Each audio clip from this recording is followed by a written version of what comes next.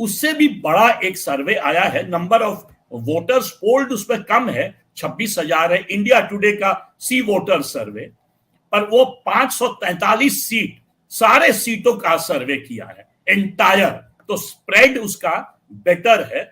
वो भी एनडीए को 306 सीट दे रहा है, 287 बीजेपी को, करीब करीब कंपेरेबल है।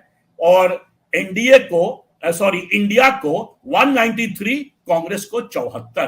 तो देखिए मतलब एक 74 दे रहा है, एक 66 दे रहा है कांग्रेस को, तो कंपेरेबल हुआ दोनों सर्वे। तो तीनों सर्वे यही दिखाता है कि मोदी जी बहुत ही पॉपुलर है। आपने सही कहा, अभी इंडिया मून पे चला गया, चंद्रयान 3 का सक्सेस है, अभी G20 का इंडिया प्रेसिडेंट है।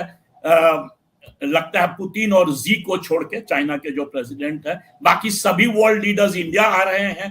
तो फॉरेन पॉलिसी में भी इंडिया का एक छवि बना है नया, बहुत वर्ल्ड लीडर्स बड़ाई कर रहे हैं। नोबेल प्राइज कमेटी में भी किसी ने कहा कि मोदी जी डिजर्व करते हैं भाई, ये जो वॉर चल रहा है यूरोप में रशिया के साथ, उस पर मोदी जी का स्टैंड जो है, मोदी जी ही इसको रोक सकते हैं। तो यदि मान लीजिए वो भी हो गया तो मोदी जी के लिए इससे बढ़िया टाइम, मतलब उनके पॉपुलैरिटी के लिए ये जो है, और मतलब लास्ट 5 इयर्स में पेंडेमिक हुआ, मान लीजिए कि मणिपुर हुआ, हरियाणा में वायलेंस हुआ, तो लोगों का जो है एक तरह से कहिएगा कि मेमोरी खत्म हो जाता है, वो इधर देखने लगते हैं चंद्रमा की तरफ या G20 की तरफ। तो मोदी जी अभी बड़े पॉपुलर लग रहे हैं। और आपको याद होगा कि वाजपेयी जी 2004 में उन्होंने भी चुनाव को करीब 6 महीना पहले कर दिया था। तो हाँ, ये जो स्पेकुलेशन है, बंबई में इंडिया के सम्मेलन में सारे इंडिया के लीडर्स जो है इस पर बात कर रहे थे, करीब करीब 80 लीडर वहां जमा हुए हैं, सब बात कर रहे थे, 2600 पार्टी के लोग। और इनफैक्ट उन पर अब प्रेशर है कि जल्दी जल्दी इंडिया के सारे कमिटीज बनाएं, कोऑर्डिनेशन कमिटी बनाएं, चुनाव की तैयारी शुरू करें। तो ये जो है एक प्रेशर तो बन गया है, बट चुनाव तो चुनाव होता है। और वाजपेयी जी जब चुनाव करीब 8 महीना पहले कर दिए थे प्रमोद महाजन के कहने पर, तो उसके बाद चुनाव हार गए। तो चुनाव में क्या होगा इसका अटकलबाजी हम अभी इन सर्वे के बेसिस पर नहीं कर सकते, क्योंकि चुनाव होगा भी तो जाके दिसंबर में, मतलब साल के एंड में, अर्लीस्ट चुनाव। बट ये एक इशू है, क्योंकि ये एनडीए का, बीजेपी का सॉलिड इशू रहा है कि भाई 1 इलेक्शन 1 नेशन 1 इलेक्शन, पहला।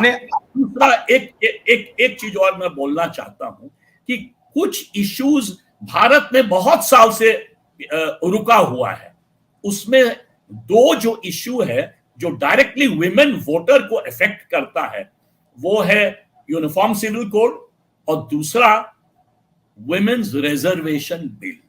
अच्छा, विमेन्स रिजर्वेशन बिल जो है, इस पर आपको भी पता है कि जब हम लोग यंग थे तब से ये चला आ रहा है इशू।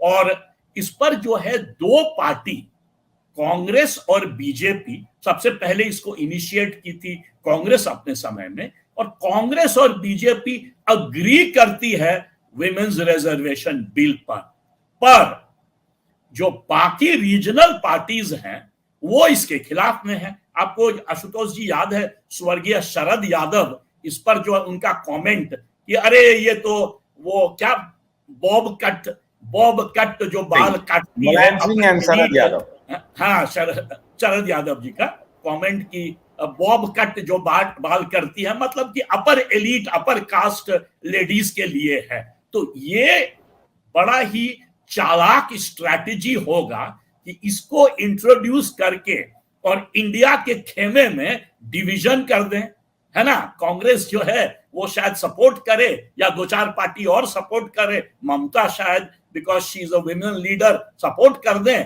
हो सकता है कि आरजेडी, लालू जी, या इधर बाकी लीडर्स, हो सकता है समाजवादी पार्टी, हो सकता है जेडीयू, क्योंकि शरद यादव तो जेडीयू के लीडर थे, क्योंकि उनका कहना है कि वुमेन्स रिजर्वेशन बिल के अंदर एक क्वोटा होना चाहिए ओबीसी वुमेन का, दलित वुमेन का।